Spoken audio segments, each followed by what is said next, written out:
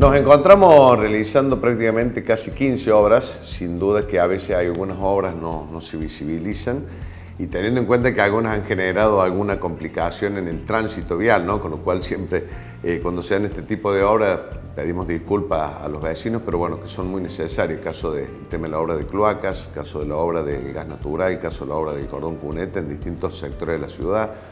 También estamos ya en la parte final de lo que hace a la remodelación de lo que es el Salón Cultural, que pasa a ser un centro de convenciones. La obra nueva de ampliación en seguridad ciudadana para permitir ya poder tener la oficina pura y exclusivamente para la licencia de conducir, todo lo que es la modificación y la ampliación de la comisaría.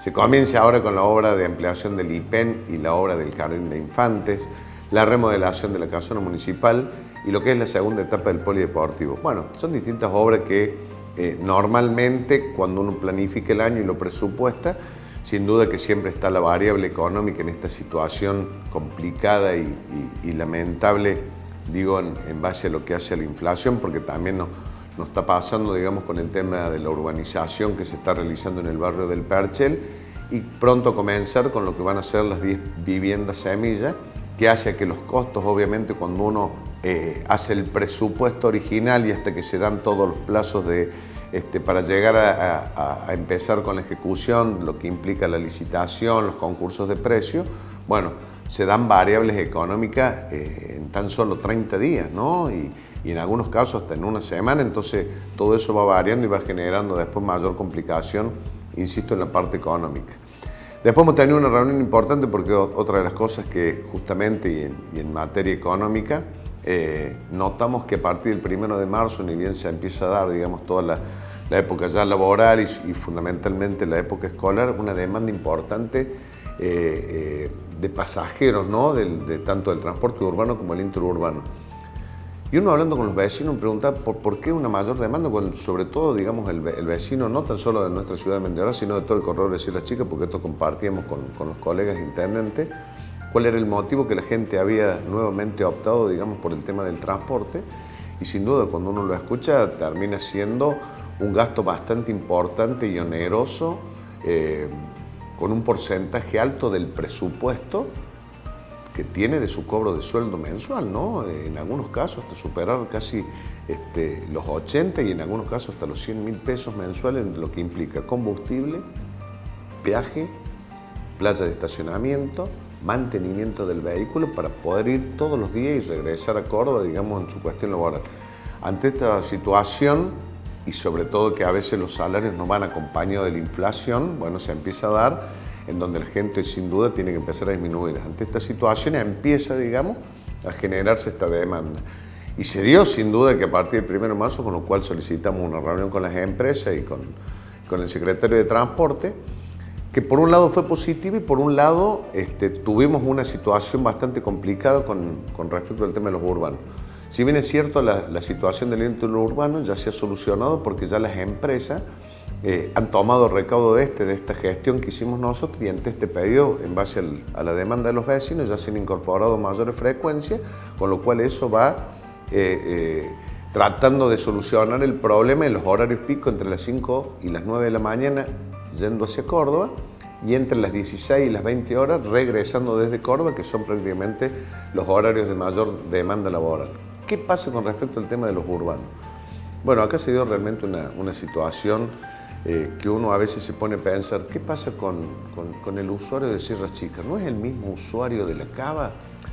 Y ustedes se preguntarán, ¿por qué hago esta comparación, no? Porque si bien es cierto, los transportes urbanos de todo el país normalmente son subvencionados en gran parte por la nación. Pero seguramente que en esta situación, no quisiera pensar que se da por una cuestión política entre la nación y nuestra provincia de Córdoba, los 27 ciudades que hoy disponemos de transporte urbano y en el caso nuestro de 2 transportes urbanos, o sea, con 2 empresas distintas, nosotros ya desde hace 2 años empezamos a ser parte de los recursos municipales para poder sostener este servicio, que es importantísimo para los vecinos, ¿no? Este año se ha dado con que lo que normalmente era 80-20, ahora es 50-50. Eso implica que nuestros presupuestos municipales, y por poner el ejemplo de Mendoza, lo que aportamos normalmente entre 1,5 millones y 2 millones de pesos anuales ha pasado a convertirse entre 8 a 10 millones de pesos. 5 veces más. Si bien es cierto, para tranquilidad de los vecinos, lo vamos a hacer. Pero la pregunta es, insisto, ¿por qué? Porque para nosotros sería más fácil eso, hacer una ordenanza y uno automáticamente sube el boleto y quien paga, digamos, ese aumento termina siendo el usuario, pero no pasa por ese lado. Pero entonces la pregunta es, ¿por qué se sigue subsidiando a Buenos Aires y no se subsidia a Córdoba? Bueno, estas son las grandes políticas de Estado, que a veces se habla mucho de federalismo y en realidad no existe. Con esto no quiero que digamos que se tome como una cuestión política, pero lamentablemente termina siendo así y es importante que los vecinos lo sepan. Porque los municipios nos vemos en una situación compleja porque, insisto, no lo teníamos presupuestado. Tenemos que dejar de hacer alguna obra para cubrir este servicio. Estamos con la provincia renegociando esta posibilidad, si la provincia se puede hacer cargo de un poco más de lo que normalmente nosotros deberíamos tener que aportar para este 2023. Estamos llegando a un acuerdo, con lo cual lo estaremos firmando seguramente en las próximas horas, incluso dándole la garantía a cada uno de los usuarios de estas 27 ciudades que el transporte urbano va a seguir funcionando. Pero no puede ser así. La política federal, políticas de Estado, no política partidaria. La política de Estado, si se habla o se nombra o se dice el término federal, debe ser realmente federal. Eso significa equitativamente para todos por iguales, porque no somos diferentes. Podemos tener una tonada diferente o en nuestro documento figurar un lugar distinto de nacimiento, pero somos todos argentinos, somos todos iguales. Y eso por ahí es lo que lamentablemente algunos gobiernos no lo toman, pero se jactan hablando de federalismo.